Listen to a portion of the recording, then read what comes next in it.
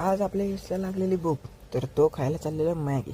तर नमस्कार मित्रांनो आणि त्यांच्या मैत्रिणींनो, मी तुमचा लाडका आदर्श. रोजच्यासारखं मेडिकलला जातो आणि लवकर येतो. तर आले आले आपल्याला भेटली चिनी. हे बघा खुर्चीवर बसली आरामात, काम नाही तिला. तर मी आलो पुढं गिऱ्हाईक आहे का बघायला. तर एक पण गिऱ्हाईक नव्हते. 2-3 कम्प्युटरचे कामं करून घ्या म्हणलं. कम्प्युटरचे काम केले 2-3, जरा मागं जाऊन आलो. मागं आपले काका इथे जरा साफसफाई करत होते. तर आपले काका काय सरक म्हणते तिथले काम आहे त्यांना म्हणून गेले गडबडीत निघून. तर आपला दिनेश कुठे आहे म्हणलं, तर दिनेश पण इथं काम करते. जाऊ दे बाबा, यांना परत डिस्टर्ब केल्यावर राग होतील बिगतील म्हणून दिनेशच्या मागवरती आलो. तर दिनेश काय इथं माल चेक करतोय आणि मॅडम आहे.